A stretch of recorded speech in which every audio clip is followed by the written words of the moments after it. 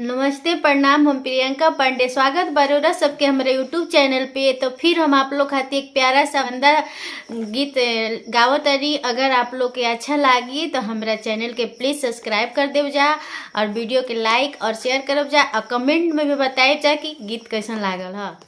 करवा के चाबी लागी रोसे लनकवानी दुल्हा, करवा के चाबी लागी रोसे लनकवानी दुल्हा, दे दो पापा हो हमके करवा के चाबिया, दे दो पापा हो हमके करवा के चाबिया।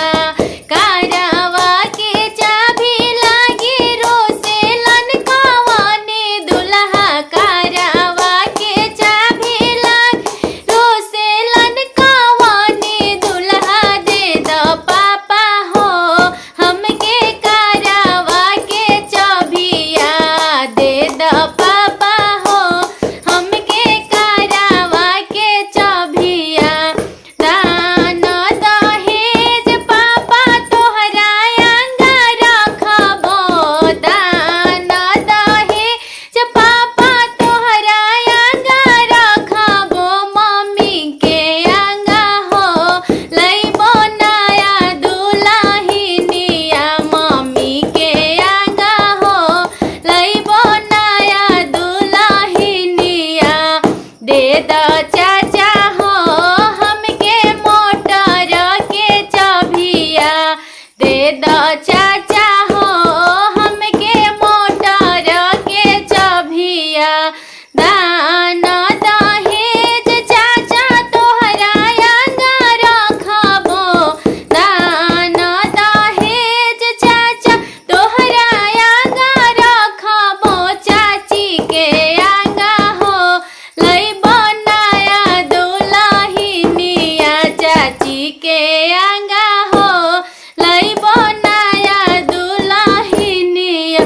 बुलेट के चाबी खातिर रोसे लनकवानी दुल्हा, बुलेट के चाबी खातिर रोसे लनकवानी दुल्हा, दे दो फूफा हो हमके करवा के चाबिया, दे दो फूफा हो हमके करवा के चाबिया। दान दहेज फूफा तोहरा अंगा रखबो, दान दहेज फूफा तोहरा अंगा रखबो, फुआ के अंगा हो लइबो नया दुल्हनिया, फुआ के अंगा हो लइबो नया दुल्हनिया। दे दो जीजा हो हमके करवा के चाबिया, दे दो जीजा हो हमके करवा के चाबिया।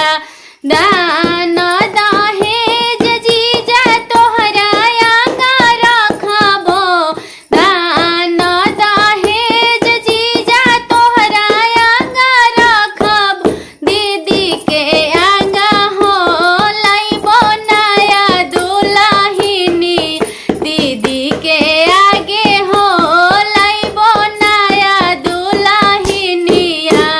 दे दो मौसा हो हमके करवा के चाबिया, दे दो